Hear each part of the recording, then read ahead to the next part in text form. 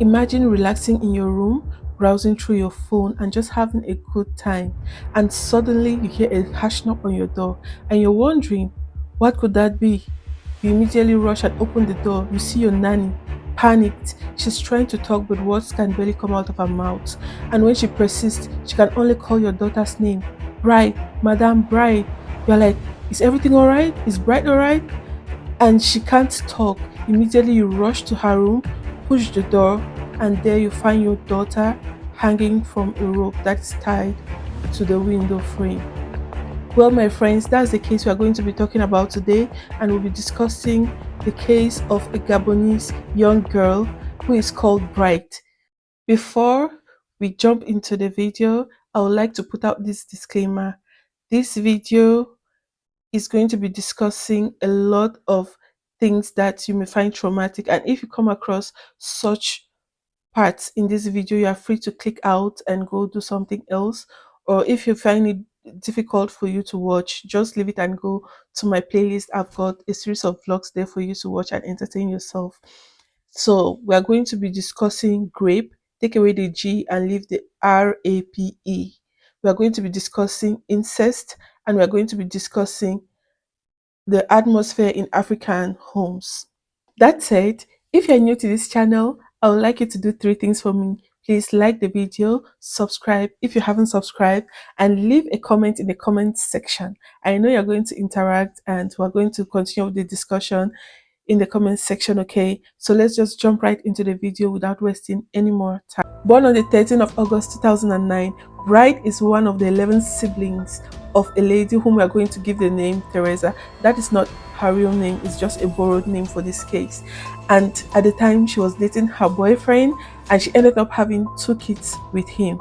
So while she had these children with the man, he ran away and abandoned her with the kids, claiming he doesn't want to have anything to do with this lady because apparently at the time she was living a very free life.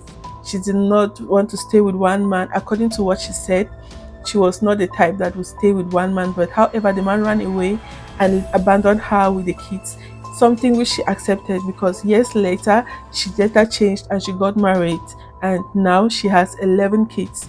This is very important for me to precise. So after some years of abandonment, Bright's father decides to come back into her life at the age of 9 years old.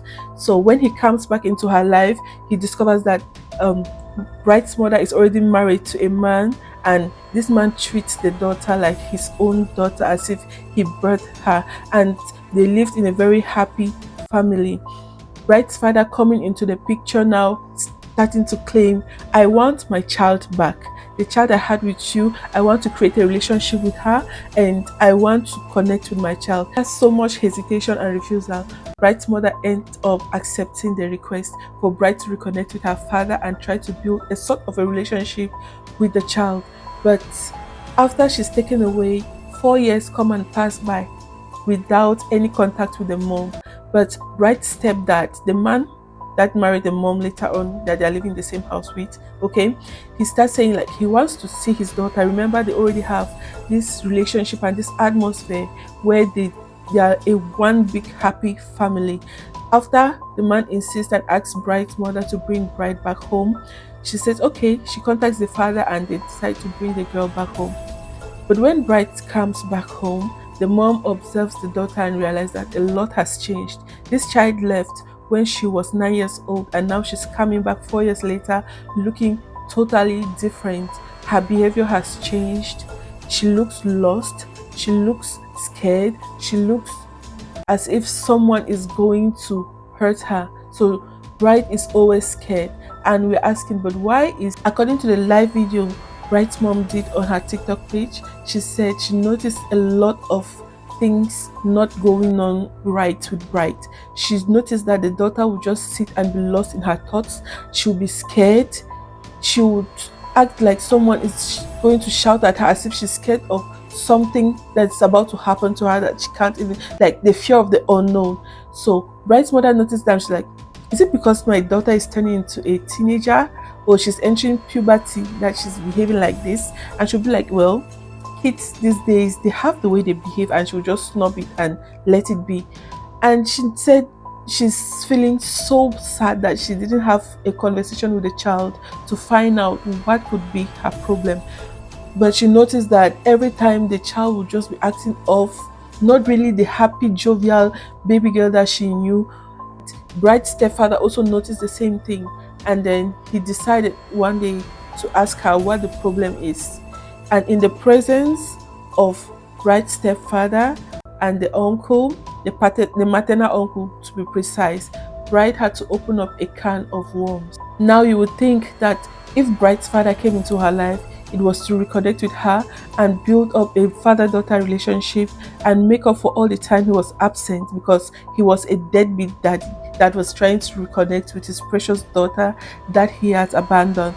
So when Bride opened up and started talking, whatever thing that came out of her mouth was not something that they anticipated. It was not something that they would have wished to hear. After so much supplication, Bright decided to talk to the stepfather because he's so caring, and he had promised Bright that she should not be scared because nothing will happen to her. And Bright started by saying, they said if I should talk to unalive me, they'll unalive you, they'll unalive my siblings, and they'll unalive everybody that lives in this house. The daddy tried assuring her everything will be fine, don't worry, you can talk to me, nothing will happen. If anything has to happen, I'll call the police and they'll take care of it. And after putting a lot of confidence into Bright, she decides to start talking. Bright started telling the stepdad that ever since the daddy took her to live with him and his grandmother, his junior brother, and the nephews, her life has never been the same again. Bright says that she has been graped on multiple occasions by her uncle, which is the little brother to her father, her nephews. As if that was not enough, the uncle's friend added to the game, and there were 4 of them that made her life miserable for 4 years. They even said that even when she was on her period, they didn't care. They would still come and do whatsoever nonsense they had to do with her. And they threatened her so much that she started acting like she's no longer normal. Bright finished talking to the stepdad, he called the mom immediately and explained the situation to her. You know how mothers are, just being, she started crying and she felt so much pain in her heart. She took the child to a hospital there in Gabon where they examined her, and what they told her broke her heart. You will not wish this for your child, you will not wish this for your enemy, you will not even wish this for the devil himself. They told her that Bright's private parts, her private parts were destroyed. Like, you know, if you're a woman, you know the shape of your private part, but hers, the shape was not the same anymore. It was totally destroyed. As if that was not enough, she had permanent white discharge that was leaking out of her private part with a lot of smell. So after this was done, they established a medical certificate explaining all what was happening. The mother immediately rushed to the police station to open up a case and explain to the policemen what had happened. After being examined, Bride was treated and then she was brought back home to stay and be comforted in the mother's home. But the Bride's mom felt like this is an injustice, and she was determined to get justice for her daughter. She started walking from one police station to another, explaining to them what had happened. And of course, the boys were apprehended by the armed forces of Gabon. And when they were brought to the police cell, they had to torture them so hard before they started talking. And it was not even the uncle and the friend that spoke, it was the nephews, because they were in so much pain that one of them opened up and started talking, explaining all the disgusting things that they did to Bride. And Bride's mom, upon hearing all of that, with her motherly heart, she could not bear it. She pounced on him and started hitting, and the police had to restrain her and ask her to leave. After a while, the case was dissolved. Like, they just released the guys as if nothing happened. As if that was not enough, Bride's grandmother from the said she is a big liar, that nothing of that sort ever happened to her since they were all living in the same house. She never observed anything like that, and she accused the grandmother, who was supposed to stand by Bride, instead turned against her and started accusing her, claiming she is lying against her sons and her grandsons. And with all this, bride had to be taken away so that she should not face all these traumas. She went back with her mom and they were living together after so much prayer, because we have to note here that the mom had converted. Like she became a Christian, and she believed so much in prayer. She used to pray with her daughter all the time to give her the force to move on. And despite all this, the police did not apprehend them. She even went to one police station and they told her that since this is a case of incest, there is nothing that can really be done, because there are no laws in the constitution that stopped them from doing what they did. So you can imagine how hurt she could be. That notwithstanding, she came back home with the child. She made sure that the child was happy, and it was so amazing how she recovered, because there was not a time that you would see bride looking sad. There was not a time that you would not see her looking unhappy. But the mom said that she used to do nails, and at times she would get up at 2 o'clock and start doing makeup. That shows that she's still carrying on that trauma of those things that they did to her. Who knows what the type of things they made her do when she was with her grandmother? Who knows the type of things that they had to impose on her? Who knows? Just thinking about it, I feel irritated that someone who is your blood, that you're supposed to stand by, you gave up on her like that. And anyway, so time passed by. Last year, which was the time that bride decided to end it all, the mom said she had to go out with her husband to go on a rendezvous, go do some things outside. But she said that day she was feeling so heavy, like there was something not right. And the husband started playing with her, like, maybe you are pregnant. You remember they have 11 children, so the woman is very fertile. And she's like, no, this cannot be pregnancy. I'm not sure this is pregnancy. After so much disturbance and all that, the husband is like, okay, go back and rest. Since you are not feeling fine, just go back and rest inside.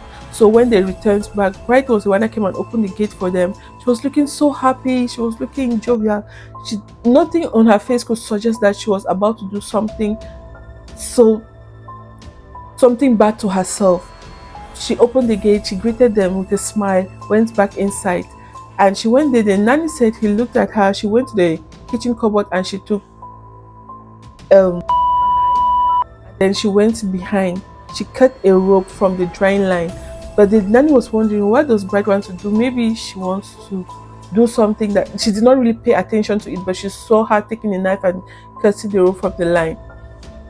Then bride, who is so fond of her little sister, the last born, the last baby the mommy had, she came and took her and went to the room. They were playing and all that. And from nowhere, the child started crying. That is the time the nanny came. But bride, what are you doing? Open this door. How can you lock yourself in the room with the child? And she's crying, you are not doing anything. Bride was not responding. So she pushed the door open, took the child and went to the parlor. But she noticed bride wasn't answering. Nothing happened. That is when she came back again, pushed the door with a lot of force, because like something was blocking the door. The moment she pushed the door and entered inside, that is when she saw bride's lifeless body hanging on the wall. She panicked, went to the mom and called her to come and see her child. Unfortunately, she was rushed to the hospital. The doctors tried their best, but they were not able to rescue her, and she passed on a long time ago in her room. It is so sad to see that in today's African society in 2024, a lot of families still practice this evil practice called incest. I don't understand why, as parents, we don't educate our kids on what is right and what is wrong. Create an atmosphere around your children where they'll feel comfortable to tell you anything. I cannot imagine myself hearing my daughter tell me such a thing. I will not take it easy. I will try by all means to get justice for my child. It's really bad that the father pretended to come get his child, whom he did not care about clearly. He allowed her to be abused by his own brother and his sons. And upon the fact that she even opened up to you, you did not do anything. You rather gang up with them and call her a liar.